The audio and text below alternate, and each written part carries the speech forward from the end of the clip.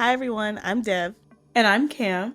and you're listening to Criminalish, a true crime podcast where two best friends trade stories ranging from the wild and wacky to the downright messed up.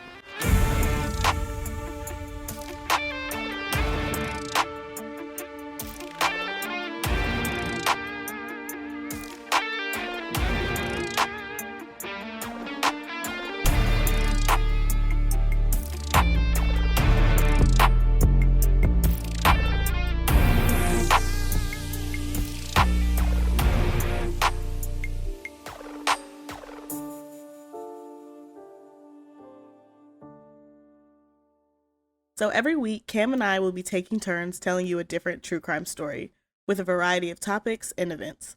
There will be times where we talk about stories that the other does not know, but there will also be times where we talk about stories we both know well and want to have more of a discussion about. We'll also try to do a mix of cases, so every story won't be super heavy, but we want to bring you guys along for the ride of the things we both find the most interesting. Just so y'all know, Cam and I won't be discussing the cases before recording the podcast, so you guys get to hear our honest and raw reactions. So today, I will be telling Cam a story that she hopefully has not heard about a very interesting young woman named Sharon Kinne. I have actually been prepping this case since me and Cam talked about starting a podcast almost 4 months ago, and I have been holding it in, dying to get her opinions on it. So I'm super excited to tell her this case today. And I am super excited to hear it. So again, today we're going to be discussing the case of Miss Sharon Kinne, and Cam and I would like to extend a quick trigger warning, as today's case will be discussing themes of sexual assault and statutory assault, and we want you guys to be aware of that before listening to today's episode. So just to confirm, Cam, you do not know this case, at least based on name only, correct? Not based on name only, but I'll see as we go along. Okay, awesome. So today's story takes place in Independence, Missouri, which is about 20 minutes east of Kansas City, and begins in the 1950s. So in the 1950s, Independence was home to about 16,000 people and was a growing city and would eventually encompass 100,000 people by the end of the 1900s. So it is still very much a small town at the time of our story, and it also has that small town energy where everyone knows each other, the community very much relies on each other, and everybody is in everybody's business. Now, I will say, I think there's a certain charm that comes with small towns. That you and I are from, I wouldn't call it a small town, but there's definitely not that many people. And it a lot of times was the case, especially in high school, where one of our teachers would be like, "Oh, so and so, I taught your mom or I taught your dad." And every time that happened, it would shock me, and I would be so grateful that I was not one of those people. Yeah, I got to be oh, I know your older brother. Great. Oh, my sister for sure, but at least you didn't teach my parents. That was at that point I would have been like, okay, I need to get up out this town. I gotta go. I can't stay here. And did. And did. And did. And did. So, one of our community members of Independence is today's focus, Miss Sharon Kinne. So, Sharon absolutely hated Independence. From a very young age, she told her friends she couldn't wait to get the hell out of this small town. She had aspirations to move to a big city like Los Angeles or New York City, and she had always pictured herself having a luxurious, glamorous lifestyle, and the city of Independence just didn't fit with the lifestyle she envisioned for herself. So, when Sharon was 16 years old, she meets a young man by the name of James at a church event. And James was everything Sharon wanted in a partner. He was Mr. Tall, dark, and handsome. Now, when you say dark, are we saying James is one of the brothers? James is not one of the brothers. So when you say dark, what do you mean? Now you better be talking about somebody who passed the paper bag test. Dark features. What features? His eyebrows? No, that don't count. Dark eyes, dark hair. That don't count. If the man don't pass the paper bag test, it's not tall, dark, and handsome. He can be tall and handsome now, but he ain't gonna be no tall, dark, and handsome. Okay, I got it. I love it. Fair. But More importantly than him being tall and handsome, as we've previously established. Thank you. You're welcome.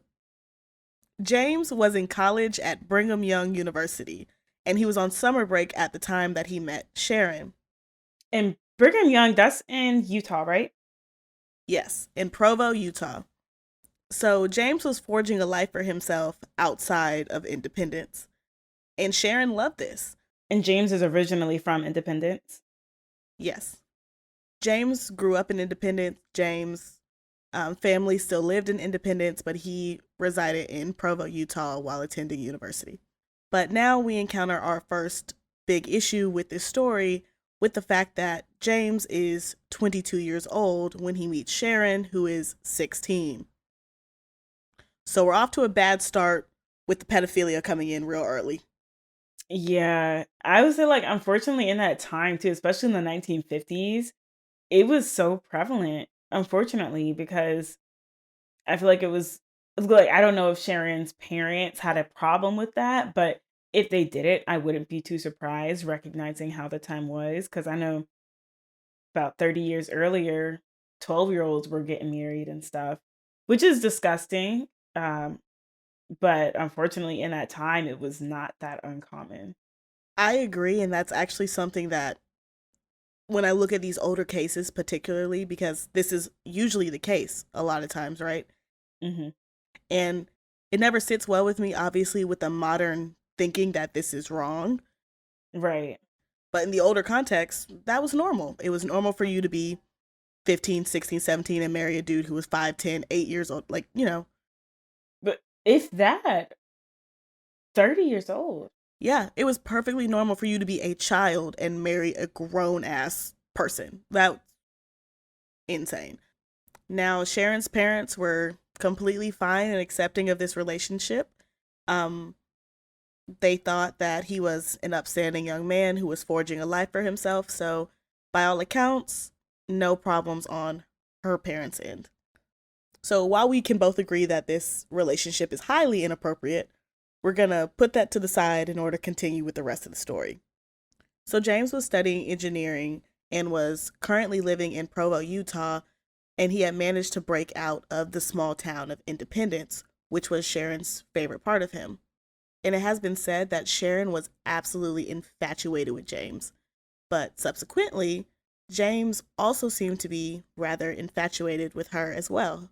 So James and Sharon ended up spending the entire summer together as a couple. And when the summer ended, James had to go back to school and he promised Sharon that he would write her letters as often as he could. So remember, this is the 1950s. If you want to talk to your boo, you got to write her a love letter. He said, "Baby, don't worry, don't worry. I love you. I'm about to go back to Utah, but don't worry. I'm gonna write you letters. I'm gonna keep in touch with you. I'm not gonna forget about you." Okay.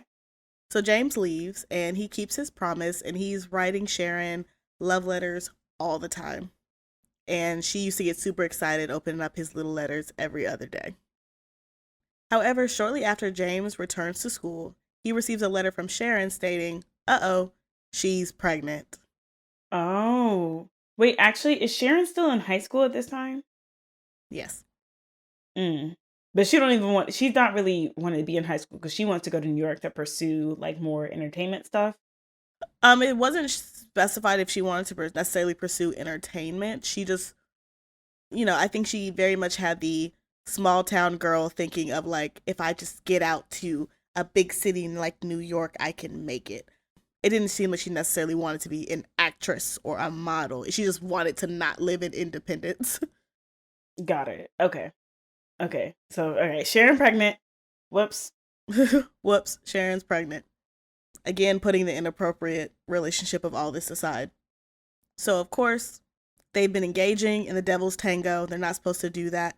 And James is freaking out because he's like, crap, she's pregnant. I don't know what to do. So, this is where we learn the beautiful fact that James and his family are indeed Mormon. And Sharon's family isn't? Sharon's family is not Mormon. Oh, okay. James was not supposed to be having sex. So, one, James was not supposed to be having sex. And two, he absolutely shouldn't have been having sex with, one, somebody who wasn't his wife, and two, somebody who's not of the same religion? What would the neighbors think? So eventually James tells his mother, and his mother's like, you know what you need to do. You need to go marry that girl. So now, if you don't know, in Mormonism, you cannot marry somebody in the temple if they are not of the same religion, aka if they are not Mormon. So, as part of James and Sharon getting married, Sharon converts to Mormonism.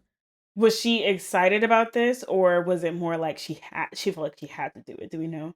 This is very much a had to do it. Okay. If she wanted to marry James, if she wanted to be with James, she had to be a member.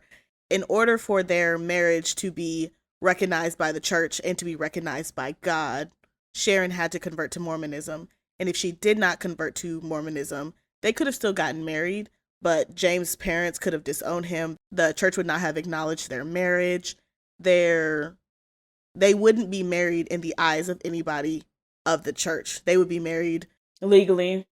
Yes, they would be married legally, but they would not be married by anybody in the eyes of the church, which in this scenario is a little bit more important to his parents and to him, honestly.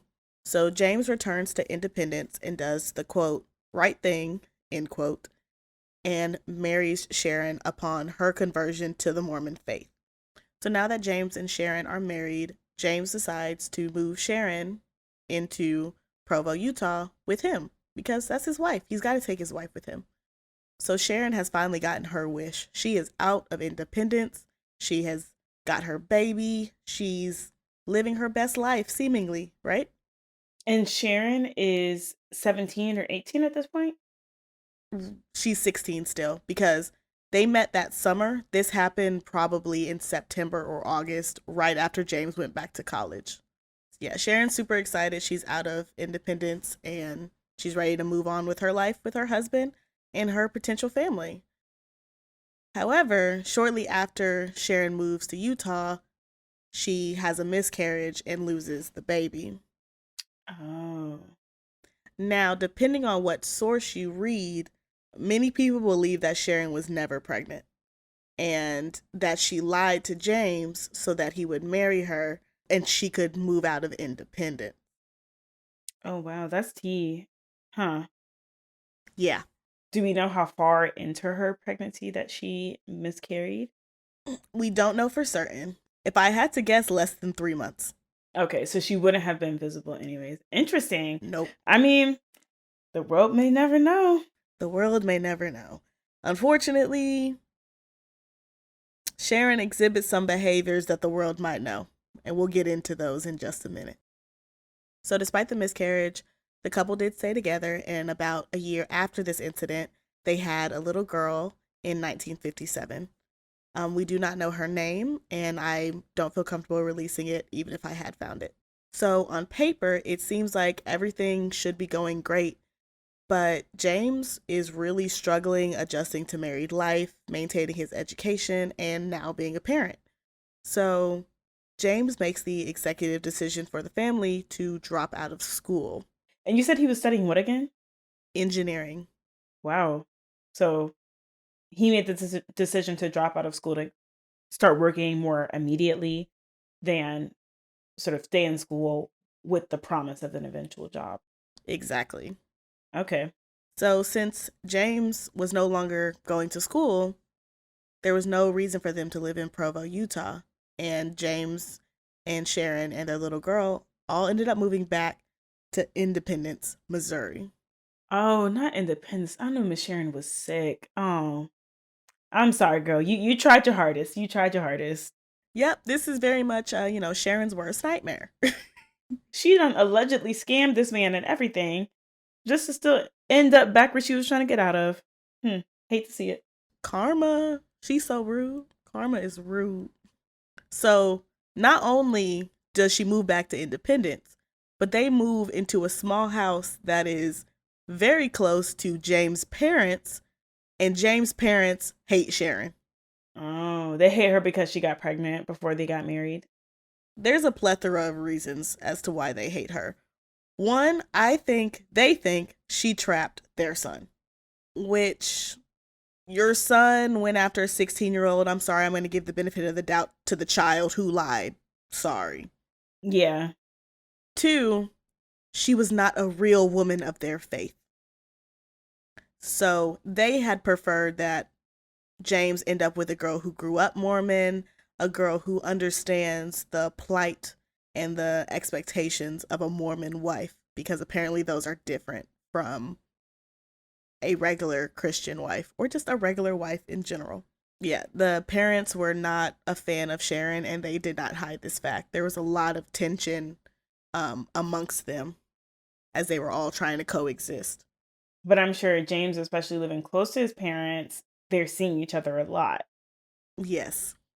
I'm pretty sure, just based on like some of the interactions that I read, I'm pretty sure their house was walking distance from his parents' house. Imagine living walking distance from your in-laws that hate you. Yeah, I would never feel comfortable. Ever. And you know for a fact they're looking out that window just being like, look at her, breathing air. Yeah, like you feel like you always have eyes watching you. Mm-hmm. So Sharon's not happy about anything that comes with this move, and it begins to put a real rift in the relationship between her and James. So 2 years after moving back to Independence, they have a son in 1959. But by this point, Sharon and James were ready to call it quits on this whole marriage thing. This was right after the son was born. Right after their son was born, yes. Sharon had actually caught James cheating on her and had blown up about it. He was talking to a former partner. She just really, really went into him about it. Now, when you say caught him cheating, We don't have details. The only detail that we have is that he was in communication with a former lover. That is what has been described. that's really interesting. Maybe she found a letter. She had to. Because I'm like, it's not like she could go through his phone. Right, she had to. Maybe back then she was like, oh, okay, let me go through this man's letterbox, see who been sending him letters. Oh, she definitely read all his mail. She read all his mail like these girlfriends be reading all the text messages. Mhm. Stop. Oh my God. You know what? I think I'd be even sicker because a text message, that's easy. You know what? That's low effort. You over here, you sending her little emojis and stuff. That's low effort. But if I go through my man's letterbox and I see him writing pages to another woman, I am going to be especially hurt because you're putting effort into that. You're putting thought into that. You can't copy paste the letter. For my FBI agent listening, this is a joke, but I would burn his house down. Mm-hmm. I would burn his house down. So Sharon is making a big deal out of it. She's like, I can't believe you would do this. Plot twist, Sharon is also cheating on James. Oh, she got her lick back. I'm not mad. Girl, she been getting her lick back for years. Oh. She been cheating on this man. Maybe she knew in the future what he was gonna do. And she said, let me go ahead and get my lick back before he does it to me. But wow, okay. So Sharon was cheating on him too. Do we know who she was cheating on him with? Who wasn't she cheating on him with is a shorter list. Stop. That's why the parents didn't like her. T. Interesting. Okay. That's what you get for living in a small town, you know? People know all of your business. Yeah, that is something that happens in small towns. So I just found it I found it hilarious because Sharon was doing the full I'm a cheater, but you cheated on me, the cheater, so I get to blow up on you for cheating, even though I was already cheating. And did James know she was cheating? It's unsure. I believe, you know what I think? I believe he knew, but I believe that he wasn't willing to deal with it. And you want to know what I honestly think? I honestly think he got his lick back by hitting up old girl. Yeah, I could see that. That's exactly what I think.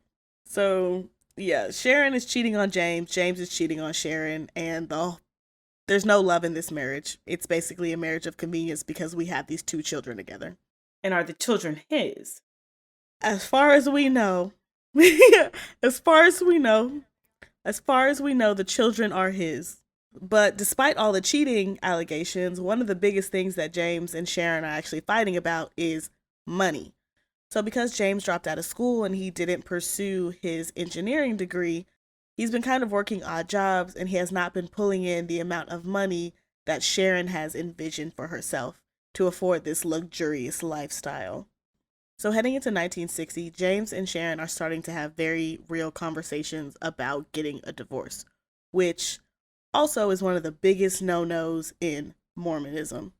You ride out your marriage. You ride it out till the wheels fall off and then you put them back on. Yeah, I was actually listening to this other case that had to deal with a Mormon couple, and I'm not going to go into too much detail in case I cover it in the future, but basically the husband was super abusive and manipulative, and the church leader actually told the wife, they were like, "Yeah, we know what the situation is. I would actually recommend you get a divorce lawyer, and we will support you in that because that's how bad it was." So I think it's not like under no circumstances you'll never get a divorce, but it's like try to work it out. And we heavily discourage divorces. But no, I okay, so they were approaching divorce, but that was not really an open pathway given their religion. hmm Well, really given James' religion, if we want to be honest, because at this point in the game, Sharon couldn't care less. Could not care less about this marriage. She was over it. Yeah, because she was supposed to be in Provo. She's not even supposed to be here. You want me to be married to a fool in Independence where I don't want to live? What? So Sharon is so done with this marriage that she actually tells James that I will fully support a divorce. A divorce is perfectly fine with me as long as I get custody of both of our children and you give me $1,000 to support me as I find a new job and look for my own place to live to support our kids. Now, I had to do the math because, Cam, I want you to guess how much $1,000 in 1960 is worth today. I would guess probably at least 10 to 15,000. It's a little over 10,000. And this was a one time or monthly. One time, And this man already can't pay the bills, but she wants the equivalent of 10,000. exactly. Okay, Miss Sharon. Okay. Get your coin, I guess. Because it's very important to remember that Miss Sharon does not have a job. Yeah. That's why she need that 10K. So Sharon made her demands, and James is really unsure of this divorce. It really goes against his beliefs and what his core person is. So James goes and talks to his mother and his father about this divorce that Sharon wants to get. And of course, his parents are adamant, nope, you guys just need to work it out. You can't get divorced, blah, blah, blah, blah, blah. Now, I will say it's very funny that, divorce is so against his core beliefs, but when he was having an affair, his beliefs seem very sound in that moment. I just think it's funny because I think a lot of people also experience that where, once it gets to divorce, they're like, "Oh no, let's work on it." But before that point, you weren't really considered about the state of the marriage. I think part of it too is that a divorce is much more public, whereas an affair is something that you can be more private about. But now it's not only is going against your beliefs, but people are going to know you're doing something that goes against your stated beliefs. Eloquently said. So James goes back to Sharon and he's like, baby, I really want to work on our marriage. I want us to stay together. We got these little bitty kids. Baby, please. Baby, please don't leave. And I know Sharon's just shaking her head. Sharon is 2 feet out the door already. Yeah, that's the thing. I feel like a lot of women, when they are ready to go, is they've been made the decision. Oh, absolutely. We broke up 6 months ago before I actually left. Exactly. She ready to go. Miss Sharon has done everything but pack her bags, right? She's gone. Mm-hmm. March of 1960. James and Sharon are still trying to work out their marriage. Their daughter is almost 3 years old, not quite, and their son is 10 months old. So on March 19th, 1960, Sharon is in the bathroom getting ready to go to a church event with her family. And James is feeling a little bit under the weather. So he's like, let me just get a little quick power nap in and I'll be ready for this event. So he's laying on the bed in the master bedroom and Sharon is in the bathroom attached to the master bedroom. So according to Sharon, she's in the bathroom getting ready when she hears her daughter run into the room and ask James, Daddy, how does this thing work? And then shortly after that statement, she hears a loud bang in the bedroom. So then she runs out of the bathroom and she finds James bleeding from his head in the bed and their daughter standing next to him with a gun on the pillow. And not just any gun, but it's James' .22 caliber pistol. So James, who was only 25 at the time, was shot in the back of the head and pronounced dead at the crime scene with his own pistol. Okay, and what Sharon is saying, based on what you just told me, is that their daughter, who is not even 3 years old yet, waddled into their bedroom, somehow picked up his pistol, which I'm pretty sure all guns they carry some amount of weight, heavy for a 3-year-old at the very least. I would say a .22 is not a very heavy gun. I would say as somebody who's not even super well trained with guns, would feel comfortable firing a .22 with one hand. Okay, but for a 3-year-old, would a 3-year-old be able to comfortably pick up a .22 caliber? It kind of looks like a toy. If you've never seen a .22 caliber gun, especially if this is 1960, so those older looking models, thinking like Wild Wild West, they look like toys. A .22 itself is also a smaller gun in general, so it's not very big. I wouldn't say it's very heavy. As messed up as it sounds, I feel like if you gave the child this gun, they would be able to hold it like without struggling.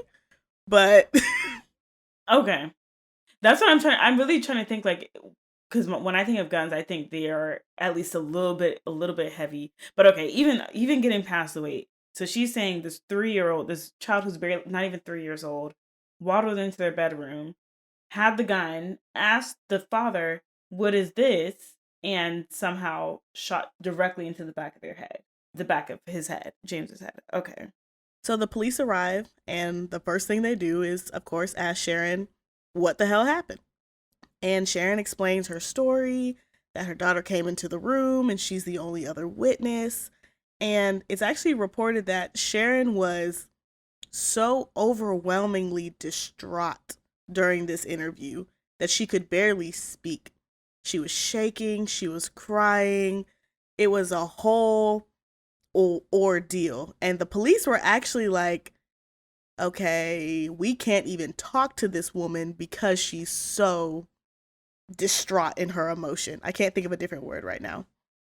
Which I guess, pretending that Miss Sharon's story sounds believable, pretending that that sounds like the truth, I would expect that to be the case. If the story is my child accidentally shot my husband dead, I would expect the person to be distraught. Oh, and best believe she put on a Grammy award winning performance because the initial officers actually said that they didn't believe she was involved because of just how distraught and how traumatized she sounded during their conversation. So because they're not getting any answers out of Sharon, the police decide to attempt and interview the child to understand what the hell happened. Now, of course, as you can imagine, this interrogation, if we want to use that word, the interrogation of the 3-year-old went about as well as you planned it to. She answered basic questions. She knew basic information, but she's not going to be able to give you details about what happened. She's 3. And she, too, was also crying and really upset. And though I don't think a 3-year-old kind of fully grasped the concept of death, she knew that something was wrong. And her mom was upset and her dad's laying there not moving. I'm sure she sensed something was wrong. So the important piece of this is because Sharon and the daughter were so upset, police made the decision to not execute a gunshot residue test on either of them and allowed both of them to return home that evening. because, in their words, they didn't want to subject them to the gunshot residue test. I don't know what that entails. Do you know what that entails? I do, because I researched it. Period. Because I was like, why? Because I was like, oh, realistically, tell me why you didn't just take this. Exactly, yeah. That's what I'm thinking. Now, in 2023, gunshot residue tests are pretty simple. They essentially take a swab that is in a sealed package. They rub both palms of your hands, sometimes your clothes, and then they zip it back in that package bag and they send it off for testing. So that's the 2023 process. But in 1960, it was a much more lengthy process. They actually cast your hands in wax, and then they have to set the wax and then remove it, and then they have to do a whole process of testing that wax to pick up the gunshot residue. So that process could take a day in itself. And they were like, we don't want to subject the crying mother and child to the gunshot residue test. So they did not perform the gunshot residue test. Okay, that's a little bit more understandable. Spoiler alert, that would be a very poor decision. I can see that. I mean, if I would have heard the story, I would have been like, but knowing that she was hysterical and everything, I do understand why they made that decision. Right. Don't agree, but I understand. So despite them making the decision to not do the gunshot residue test, they were still questioning Sharon's story. And similarly to you, the police were like, can a 3-year-old really have the strength to pull a trigger of a .22 caliber gun, even though it is small, and would she really know what to do with it, even if it was given to her?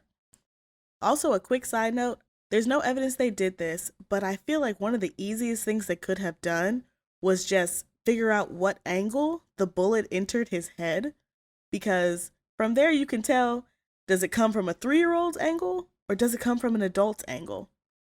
Were they doing that at that time though? Because that sounds like something that might have come along, like maybe in the 80s or something like that.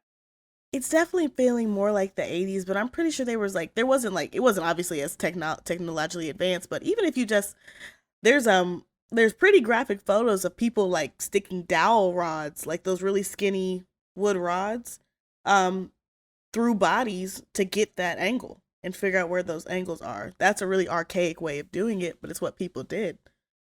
So they're still saying this doesn't make any sense.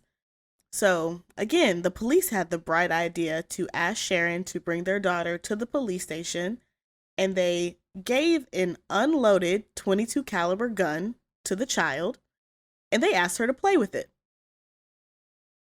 just to see if she would pull the trigger, just to see what she would do if she played with it.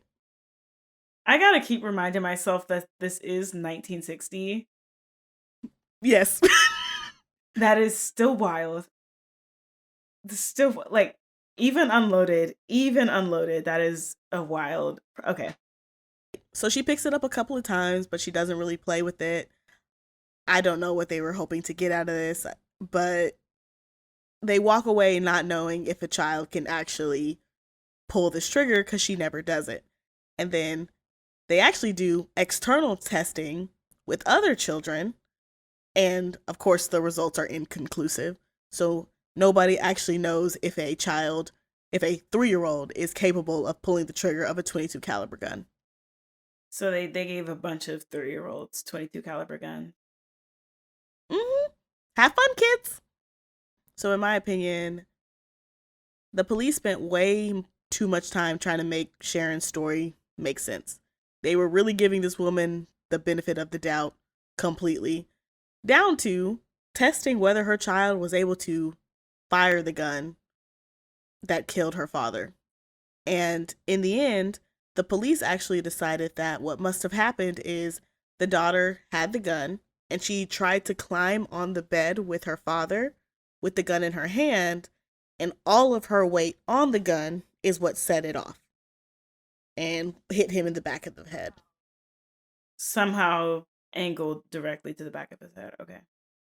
Exactly.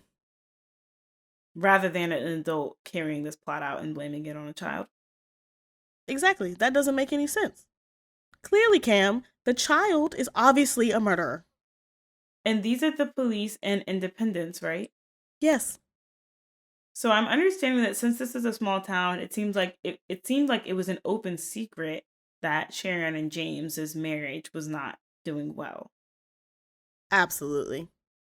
So if I'm the police, I would have been even more emboldened to believe that this was Sharon's doing. But I also do know that in early in the 1900s for sure, and most likely in this time period for this small town too, people were not comfortable with the idea of female murderers, and so maybe the cognitive dissonance was just too much for them, and they were doing mental gymnastics to justify Sharon's story.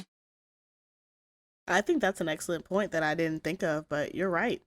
Um, you're absolutely right. So that's what the police had concluded, and that's kind of where the case sat for a minute, right?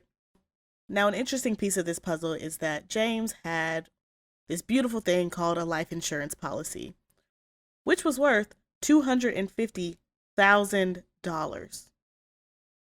In 1960, in 1960. so that's like $1 million now, right? $2.5 million in 2023 money. Insane. And people were kind of side eyeing Sharon because they were like, why does James, who's 20, yes, he's 25 and married and 2 kids, but why does he have so much life insurance on him? People found that really suspicious.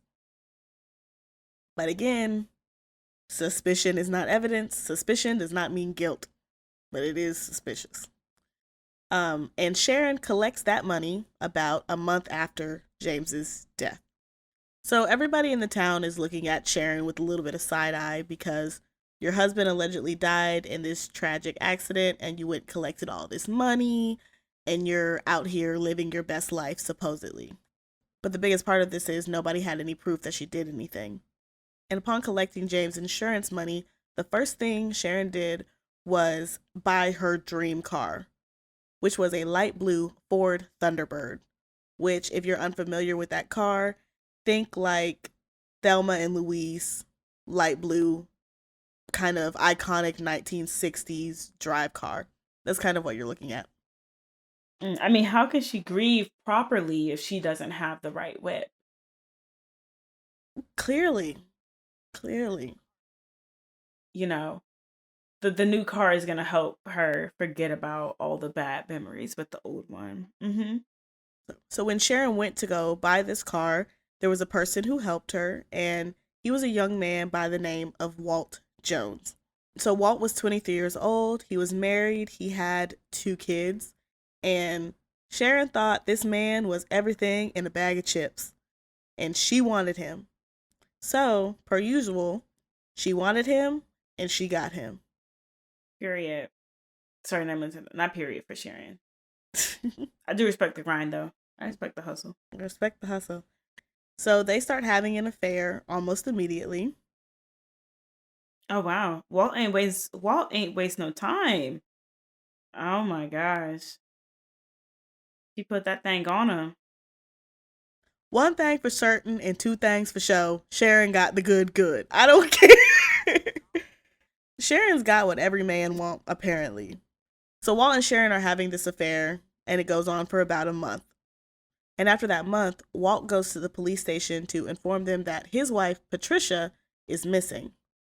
Walt informs the police that 2 days prior to Patricia going missing, she and him had a big fight over, guess what?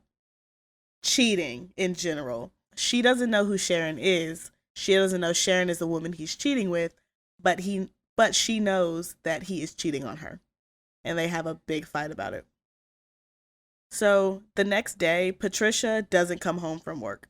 And Walt doesn't immediately panic because he's thinking she needs some space. We just got into this argument. I've been cheating on my wife. She'll come back eventually.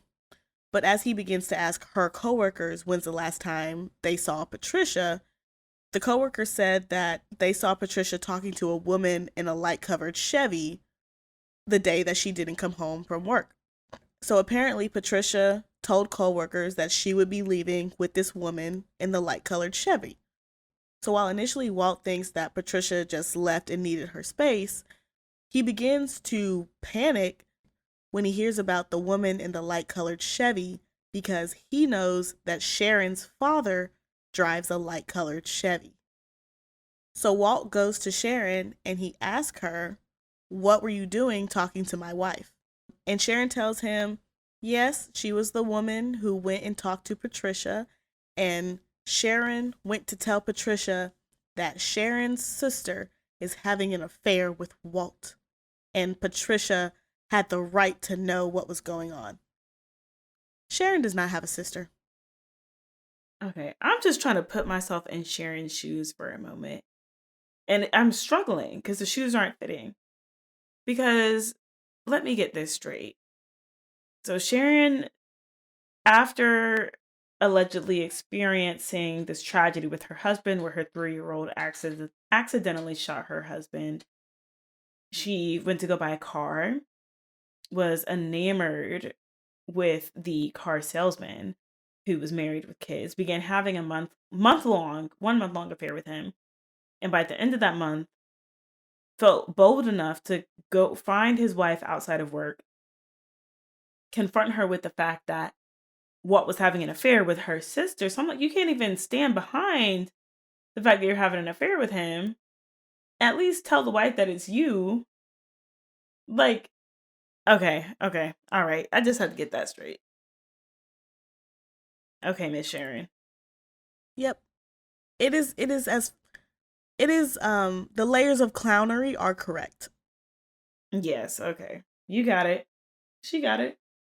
So according to Sharon, Patricia and Sharon went on a drive after she informed her of the infidelity of her husband, and Sharon dropped her off a block away from their home. And according to Sharon, Patricia walked up to a man in a green car, spoke to him briefly, and then got in the vehicle with him, and they left. And of course, Sharon is gaslighting Walt and telling him that everything's fine. You don't have anything to worry about. She needs her space. You're acting crazy, right? She completely tells this man that he's acting insane for being worried that his wife is not coming home. Right? So Walt accepts this version of events for this evening, and he decides to go home for the night.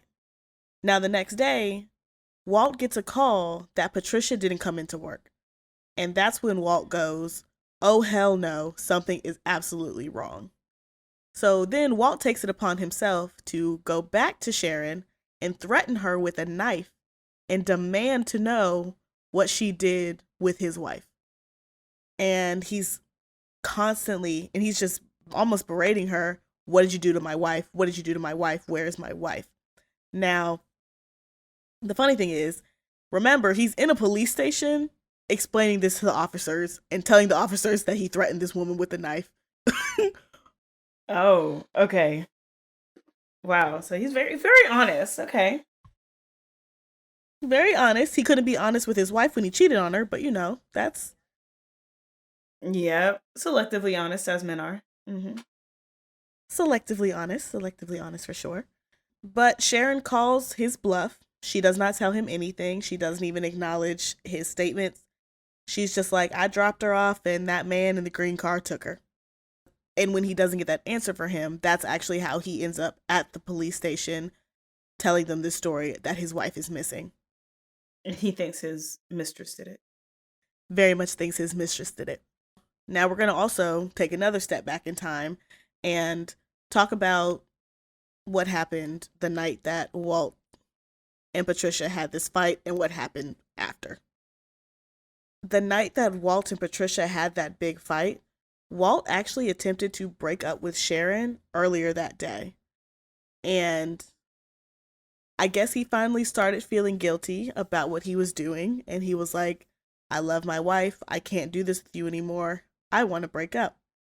Now Sharon goes back to her old trifling ways, and she tells Walt that she's pregnant with his child, and she demands that he leaves his wife and marry her so that they can be a family.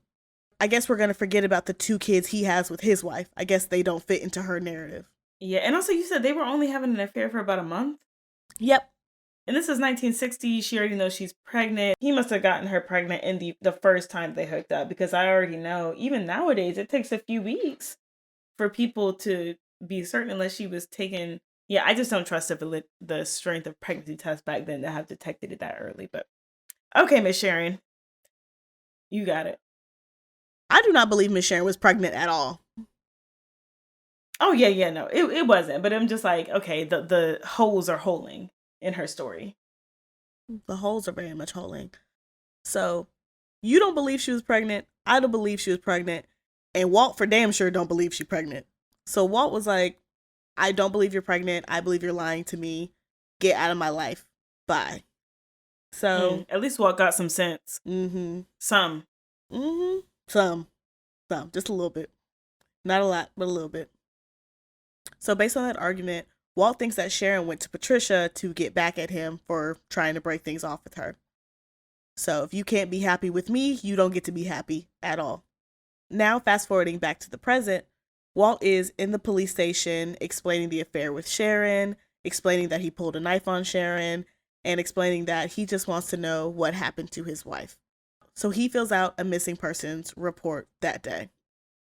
Within a few hours of him reporting Patricia missing and telling the police his story, a man by the name of John Blades calls the police from a gas station and tells them that he has found the body of a young woman near an abandoned farm, but the community of Independence kind of knew this area as what they called Lover's Lane, or their version of Makeout Reef. Also, if you understand the Makeout Reef reference, I love you forever.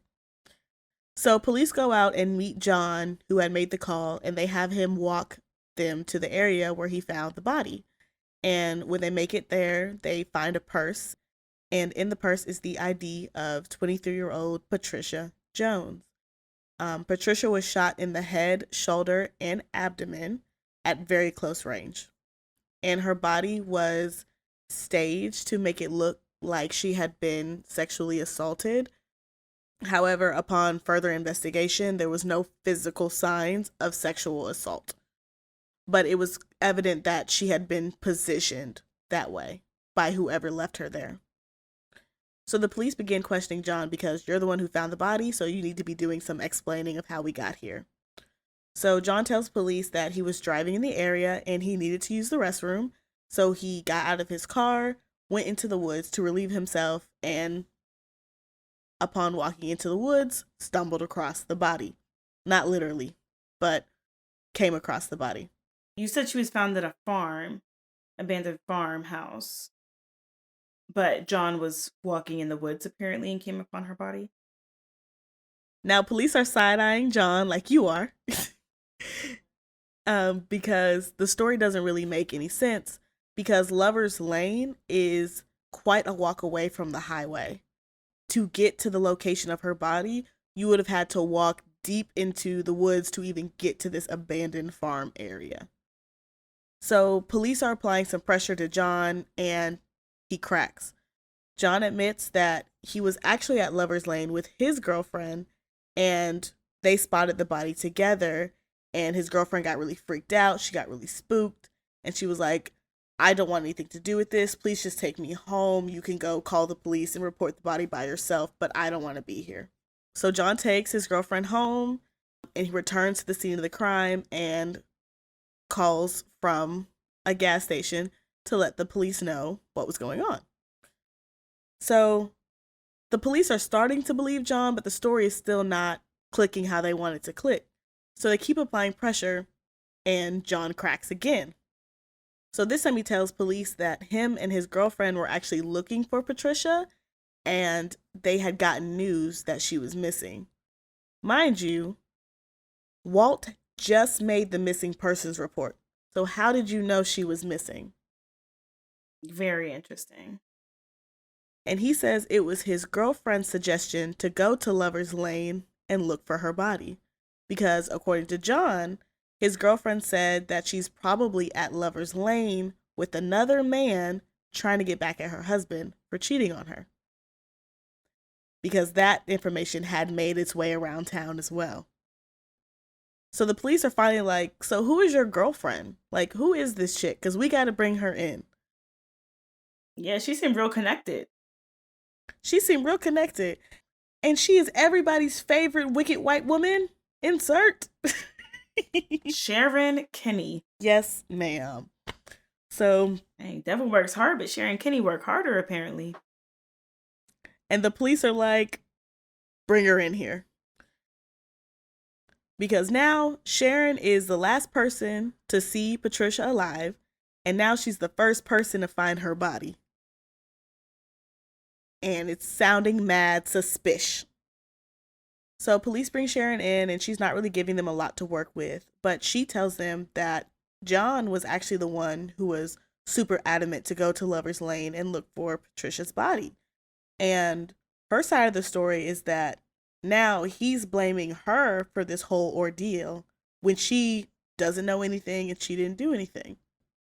Now that there's conflicting stories and it's become a he said, she said situation, the police offer Sharon, Walt, and John a polygraph test to see who's lying. Both Walt and John agree to take the polygraph test. They pass with flying colors. Sharon refuses to take the polygraph test. So, of course, they're like, that's suspicious. I will say, though, I wouldn't take a polygraph test. Oh, me either. Ever.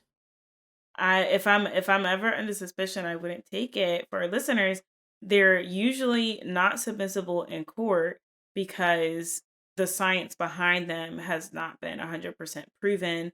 They can be like, people can sort of finagle them. Somebody being nervous might read as deception, or somebody who is very emotional might also read as deception. So for listeners, even though in this instance, I will say that it's very suspicious in general, I would not side eye somebody who chooses not to take a polygraph test. I completely agree with you. I wouldn't take a polygraph test in 2023, let alone 1960. And you're right, they're not admissible in court. So why do I need to take this thing that can't even help me? Like, let's say I do take it and I pass. You can't show it if I pass, I can't show it if I fail. So what's the point of taking it? Yeah, it's really for a public opinion thing and for the police. Like, if you pass, the police might get off your back, but that's about it. Yeah. And even then, like, I actually watched a quick tangent, but I watched a documentary on this recently, and it was, if you believe the lie, it's not going to pick up that deception because you believe it. If I believe with my whole soul that I am a purple elephant, it is going to come across on the polygraph that I tell the truth because I believe that. Or like sociopaths. Exactly. Oh my God, they break everything. Sociopaths break everything. Yeah, because it doesn't affect their emotions really to lie. This is not legal advice, but don't you sit down and take that stupid stuff. Don't do that. I understand why some people do it, especially when they are innocent and they're just trying to, clear their names and do stuff. But it definitely, I mean, first of all, get a lawyer and then take your lawyer's advice because it might be a case by case basis. But first things first is to get a lawyer. Absolutely. So the police are now side-eyeing Sharon. I'm not particularly side-eyeing Sharon because she rejected the polygraph test. I'm side-eyeing her for all the other transgressions she has committed. Yes, all the circumstantial evidence, big side eye. Big side eye for sure.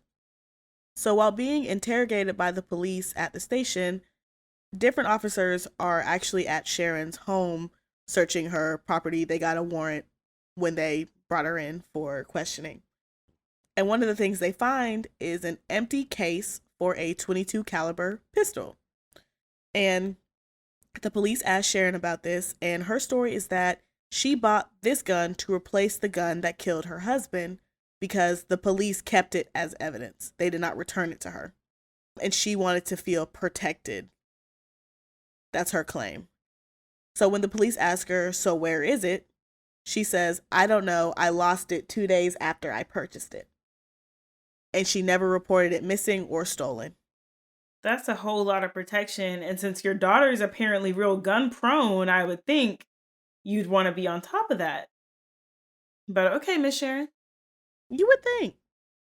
And did she say how far ahead of the murder she purchased this gun?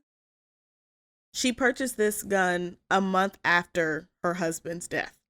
Because remember, she waited a month to get the check, and the check had to clear first, and then she went and bought the car and met. Well, so a little over a month. So what I'm hearing is the timing of her buying this gun and of this affair with Walt starting was very close. Ooh, I didn't put that together until right now. Mm. Oh no. Oh no. Okay. Okay, Miss Sharon. Mm-hmm. I love that we're calling this woman Miss Sharon. I love this is how we're addressing her.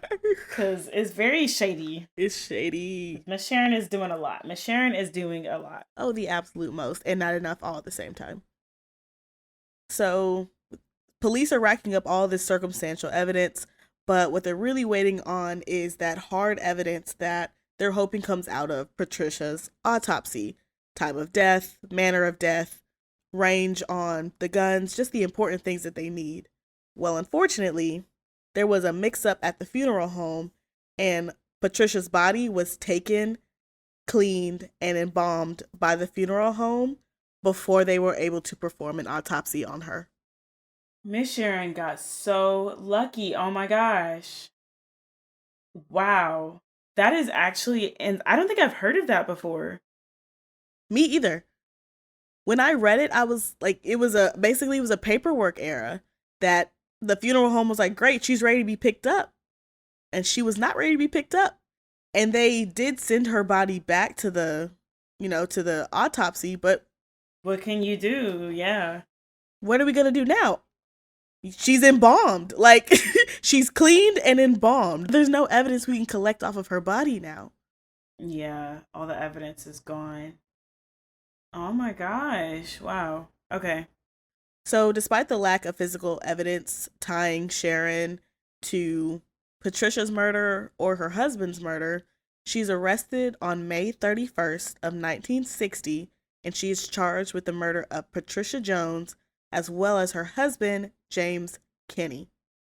Oh, so now they putting two and two together. Okay, that's interesting that they chose to charge both of those at the same time. It is interesting. And you know what I find the most interesting is she was arrested on May 31st. James was killed on March 19th. She done ran this rampage in a little over 2 months. So they must have, I mean, it's clear that they didn't really believe her story at first, but she was still able to collect the life insurance. So it sounds like they weren't really telling people that. But I guess after she killed Patricia, they were like, okay, yeah, this woman is definitely a murderer. Dangerous. Super bad. Better watch out. She'll take your cash. She's a gold digger. She gonna take more than your cash now. She'll take your life. She gonna take everything you got. So Sharon is getting ready to go to trial for the murder of Patricia. Eventually, the murder of James. They will be trying those cases separately. However, there is one major problem on this road to prosecution. Sharon is pregnant. I was about to say it actually. Don't tell me he actually got this girl pregnant. Oh my gosh. Okay. And this time she really is pregnant. So, funny enough, Sharon actually tried to say that the baby was James' baby, but people were like, James has been dead for almost 3 months. The math is just not mathing. It's not mathing, yeah. And so many people thought it was Walt's baby, but as we also see, she was cheating on Walt with John, so it could also be John's baby. Mm-hmm. Just for the record, I have no idea whose child this actually is. It's not confirmed anywhere. Anywhere I was able to find, it's not confirmed whose child this is, which is actually the tea that I wanted, because I wanted to know, when she told Walt that she was pregnant, was she telling the truth? And was it his baby? That's what I wanted to know. Yeah, that's a good question. But it's not confirmed who the father of the child is. But due to her pregnancy, her trial is pushed back a year, and she is not required to be incarcerated prior to her trial due to this pregnancy. That's so interesting because I know other cases where that hasn't necessarily stopped the proceedings. I mean, I know, of course, with Elizabeth Holmes, she did ask her case to get pushed back when she was pregnant too. I forget how that turned out, but I do know that the treatment of pregnant women. I mean, these are, I think they're usually women who have been in prison, like they've been sentenced and everything. But I feel like still in jails, the there are pregnant people there and they aren't receiving the care that they need. So I don't know. I don't hate that she wasn't incarcerated when she was pregnant because that's a whole nother thing. But okay, so the trial gets pushed back. She has who knows whose baby. Right. And it is important to remember that it is 1960. So, kind of like you were saying before, that same phenomenon of not really seeing female murderers, I'm sure they were also like, but it's a child. And this is also a religious, very religious community. Remember, we got Mormons living here. We have Sharon, who didn't grow up as a Mormon, but she grew up very religious. We care about the baby. So, as a result of her pregnancy, her trial is pushed back a year. So, it's 1961, and it's finally time for Miss Sharon to go to trial for Patricia's murder. And she got a quality defense team. Her defense team pointed out that the only thing the police had in connection to Patricia's murder is an empty gun box and the circumstantial evidence that she happened upon Patricia's body with her boyfriend. They also pointed out how the prosecution had no time of death. No autopsy was performed on Patricia's body, so they couldn't even tell you anything about when she died, especially considering the fact that Sharon was sticking to her story that Patricia got in a green car with an unknown man.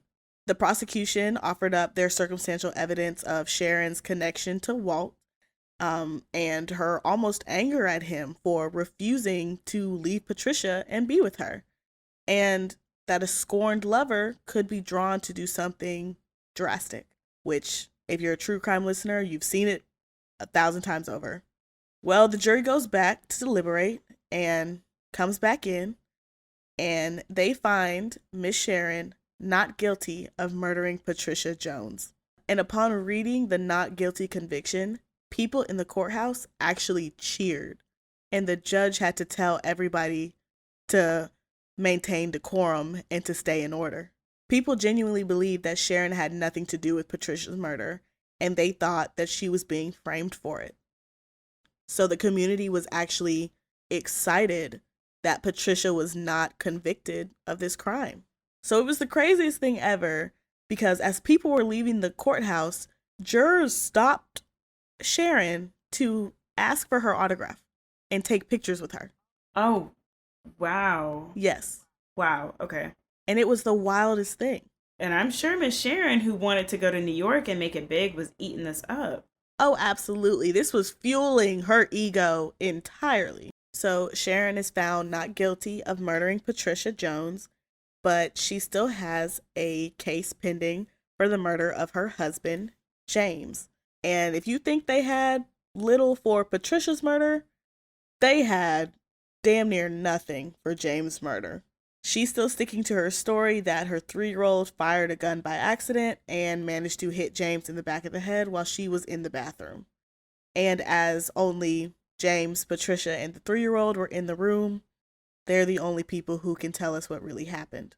Especially considering the fact that the police did not take any proper forensics at the time of the murder. So the police are trying their best to get this conviction because they believe that Sharon is guilty. So they start pressing John for more information about Sharon, because apparently John is the old flame that she was cheating on James with way back when. Oh, how the tables turn. Wow. So they start pressing John for more information related to Sharon. So the police are applying all this pressure, and John cracks for a 4th time. And he tells the police that Sharon approached him and asked him if he would kill her husband for $1,000. And remember, that's $10,000 in 2023 money. So John refuses. He's like, I'm not going to kill your husband. And she asked him, do you know anyone who would kill my husband for $1,000? See, after the person says no, you gotta act like it was a joke. You gotta try and cover your tracks. Because if they say no, they're free to go and tell the police that there's nothing holding them back. Nothing. Nothing at all. Not that I don't want Sharon to get caught, but I'm just like, have some sense. Just a little bit. A little bit would be nice. They had this conversation 2 weeks before James is killed, and they never spoke of it again. So the police now think they have this big piece of evidence, and they have their star witness who heard from Sharon that Sharon wanted to kill her husband. So they want John to take the stand at Sharon's trial. But at this stage of the case, we're looking like a lot of he said, she said evidence, because there's no evidence that Sharon actually did any of this. There was no exchanging of money. There's no documents, nothing of the sort. So the police attempt to set up Sharon. They ask John to allow them to hide in his trunk with a recording device, and for him to go pick up Sharon and have a conversation with Sharon and try to trick her into talking about this time that she asked him to kill her husband for $1,000. Now, I realize that this was 1960, but we're sure there was not a better way for them to record this conversation outside of having somebody hide in the trunk. Back then, if you wanted to record something, somebody had to operate the recorder. You couldn't just click that thing and walk away. So somebody had to be in there operating the recorder to make sure they got this whole incident. But Sharon's not stupid. She doesn't talk about this. Actually, when he brings it up, she's like, "What are you talking about? We never had that conversation. We never talked about that. My husband's death was a tragedy. How could you ever say that I wanted him dead?"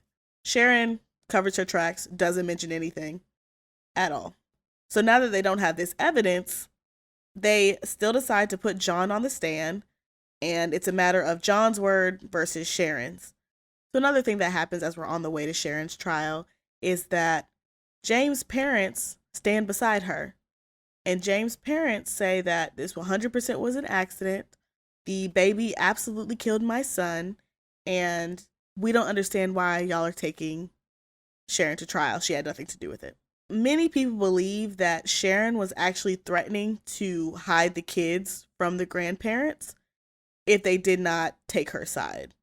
So nobody actually believes that the grandparents actually didn't think Sharon did this, but they were saying that they did in order to maintain a relationship with their grandchildren, who obviously Sharon had full custody of. So Sharon's trial goes forward, and Sharon is sticking to her story that this was a complete accident done by the child. After 5 hours of deliberation, the jury finds 22-year-old Sharon Kinne guilty of murder and sentences her to life in prison. That's so interesting because I feel like even with John's testimony, the evidence against Sharon was shoddier than it was in Patricia's case. Wow. Okay. So Sharon is convicted, but she ends up appealing her conviction, and it is overturned 18 months later, and she is scheduled to go to trial again. So the following year, she has her second trial, and that second trial ends in a mistrial. Because if you're unaware, the prosecution has to provide proper evidence to bring a case, and if they don't prove their case beyond a reasonable doubt, the judge can make the decision to throw out a case because you don't have enough evidence for a reasonable jury to convict a person. And essentially, that's what happened with this case. Her second time around. They took her to trial again a third time. That third time, it ended in a hung jury. And meanwhile, through all these cases, Sharon is not locked up in prison. She has either posted bond or been released or dismissed upon her previous charges. So she's not being held in prison during all these different trials she's going through. So after her third trial, her fourth trial is scheduled to start in October of 1964. So people were kind of keeping tabs on Sharon and just kind of monitoring what she was doing because nobody really trusted this woman. And she just decided she was going to keep a very low profile. So because she was maintaining this low profile, nobody in the town seemed to know that she left and went to Mexico in September of 1964. Mind you, her trial was scheduled to start a month later. But also, she didn't have any restrictions saying that she couldn't travel, so there was technically nothing wrong with her going to Mexico. So Sharon takes this trip to Mexico with her new boyfriend, and apparently the couple is there just to get married, have a little honeymoon in Mexico, and then come back to the States. So on the first day of their trip, Sharon's boyfriend actually gets sick while they're down there, and she decides she's going to go to the pharmacy and get him some medicine, because she's a good almost wife. But she gets to the pharmacy, and the pharmacy is closed. So, what is she to do now? She may as well go to the bar that's around the corner and have a drink at the bar. Yeah, while you're out, As you do, leave your sick, ailing boyfriend in the hotel room, he'll be fine. So while she's inside that bar, a man approaches her and asks her if he can buy her a drink. They spend the rest of that evening drinking together, and when the bar is getting ready to close, he asks her to come back to his hotel room, which she agrees to do. Where her boyfriend's sick. The boyfriend that she's about to marry, sick. In bed. Waiting for... He like, man, how far is this pharmacy from the hotel room? Yeah, because swear my fiance should have been back by now. It is far. It is far. So she done found this man at the bar and is going home with him. With her fiance sick in bed. Got it. So Sharon goes back to his hotel room and they have a little night together. And roughly around 3 a.m., a hotel clerk hears gunshots coming from one of the rooms in the hotel. He runs down the hall, starts opening doors, and he opens the door to Sharon and this other gentleman's room. When he comes in, the man is lying on the bed, blood everywhere, and Sharon is in the bathroom over a bag counting money. Wow, Sharon, get to the bag, Kinne. Okay. So now that she's been caught by this hotel clerk, Sharon actually picks up her gun and fires at the hotel clerk, and she hits him in the arm. Luckily, he survived and he was able to run out of there, and she apparently did not pursue him to kill him. So Sharon then, of course, tries to flee, and she doesn't make it. She is picked up by the authorities, and she is arrested and charged for murder in Mexico. Now, she swore up and down that she shot this man in self-defense, but when the police search her hotel room and the hotel room of this gentleman, they find fake IDs, they find a plethora of clothes, more than, a week-long wedding and honeymoon stay. They find a gun and bullets in Sharon's possession, which they ended up shipping this gun and these bullets back to Independence. The bullets match perfectly to the bullets found in Patricia. So clearly, Sharon killed Patricia, or Sharon knows who killed Patricia. But let's all be real. Despite the fact that the bullets were a perfect match, double jeopardy is a factor, and the police were never able to charge Sharon with Patricia's murder a second time, as they had already taken it to trial. So we all know she did it, but no justice properly will be served for Patricia. But fortunately, it seems like Sharon might be receiving some consequences for her actions. And after her trial, she is convicted for murder in Mexico, and she is sentenced to 10 years in prison. Now, Sharon tries to appeal this sentence, and upon the appeal, the court was like, you know what? Actually, that's not enough time. You're right. We're actually going to give you 13 years in prison. Oh, wow. I know she was sick. Oh, I would be hot. They said, you know what? Something wasn't right with this case. You actually need more time. Ooh. I would have been furious. I would just be sitting in my jail cell at that point. I'm like, yeah, I'm not going to try that stuff again. Nope. Right. Especially because when Sharon went into prison, she was 22 or 23 years old. You would have got out 32, 33, something around that range. So now Sharon is sitting here with her 13-year sentence, and she was scheduled to be released after that 13-year sentence and immediately extradited back to the U.S. to be tried for James' murder. So, on December 7th, 1969, at around 2 o'clock in the morning, police are alerted that Sharon has escaped from prison in Mexico. This woman just does not stop. Can't stop, won't stop. All the prison guards are interviewed because police fully believe that she was not able to get out of this prison by herself. It is extremely unlikely that she would have been able to get out of that prison by herself, but nothing comes of that investigation. It's been 54 years and Sharon has never been seen since. Stop it. So she was never tried for James's case. So she escaped in 1969 and has never been seen again. Yep. You know what? Miss Sharon Kinne, I've got to hand it to you. She really must have laid low then. Oh my gosh. I'm surprised that she hasn't popped up again, even though she escaped. I'm surprised that she didn't commit another crime that she was caught for. Oh yeah, absolutely. Because majority of the time, people who escape prison immediately commit more crimes. They're going to need money, they're going to need food, they're going to need, in some circumstances, drugs.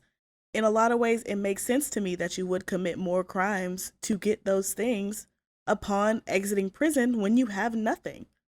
Yeah.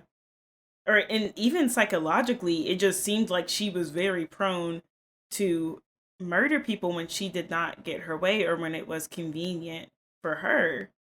So I really am just surprised that she hopefully did not kill anyone again. Hopefully, but we do not know. She has never been seen again. So if she is still alive, she's in her early 80s, probably kicking it back on a beach somewhere. Or she's dead. Oh my gosh. She might have stayed in Mexico. I feel like it would be easier to stay there rather than try and re enter the US. I definitely don't think she would try to re enter the US. But also, I've heard the Mexican authorities are scary. But if you have enough money, your life can be easier. You're correct. But I will say though, I do know around that in the 60s, immigration wasn't as much of a hot topic. So it might not have been as hard as it would be today to cross back over to the US. So I mean it's possible she might have crossed over. I don't know. It's really interesting that she was never found again, never heard from, and never committed any crimes that we know about. Yeah. It's insane. Honestly, I would tell you though, if I was running from the US, I'm not going back to the US. Yeah. I'm very much about to park it at one of those countries that doesn't extradite. And that's where I live now. Like I'm gonna be sitting on a beach at Cuba. So Oh wow. I'm looking up a picture of her now. she was young. She was very young. In 1969, she would have been 27, 28 at the oldest. And you're telling me she managed to escape from a Mexican prison at 27 years old by herself? I'm not buying that. Oh yeah. She had help. She had help, but we might just never know who helped her. And that is the end of the story, friend. Wow, thank you for recounting the story. That was a real roller coaster. She was wildin'. Yeah, now you can see why I've been really wanting to talk to you about this case. Yeah. I definitely had never heard of this case before. She was wildin'. Um yeah, I can't imagine being connected to this case in any type of way. Just hearing these updates, it is out of a movie. The fact that there isn't one is a crime. Yeah. I'm surprised. Yeah, I'm actually shocked that there isn't one. So that's the end of our story, friend. What are you feeling? What are your thoughts on this case as a whole? I am feeling that she got lucky a lot, especially with Patricia's body being cleaned and embalmed by the funeral home before they were able to do the autopsy. The police officers not doing the gun residue swab. She really got lucky a lot of times. I feel like if the steps had been followed as they should have been, as was procedure, that they would have had more evidence against her and been able to achieve those convictions with less successful appeals. And she would not have ended up in Mexico and likely would not have been able to escape, or maybe not been able to escape as easily from wherever she was. I feel very sorry for all the people involved because it really just seemed like what she wanted, she got. And if she didn't get it, you were in trouble. The police definitely made a lot of mistakes in the investigation that I think contributed to the fact that she was not convicted for Patricia's murder and the fact that she was able to appeal her conviction in James's murder and ended up having all the mistrial and the hung jury. So yeah, it's unfortunate that James's and Patricia's families weren't able to get that final closure that they maybe wanted.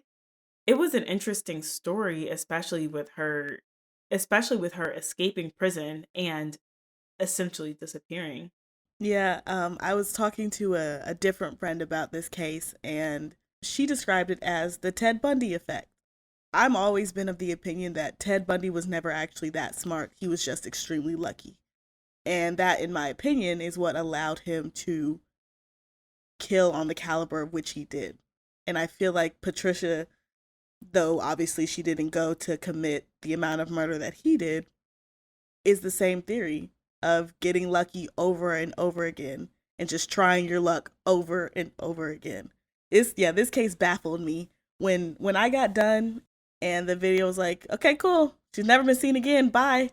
I was like, what do you mean she's never been seen again? What do you mean you just lost? What do you mean she's just been lost to history? What do you mean? And I think too, as you kind of mentioned earlier, I do think that they must have paid out the insurance money all at once because between the lawyer, her going to Mexico, and she might have paid somebody off to let her out the prison in Mexico. So I definitely think she was using some of that life insurance money, which is so grimy. It is so grimy. Oh, especially when you remember the point that she has 3 kids. She left them all with James' parents and then left to Mexico and was never seen again. Even the third kid that wasn't his.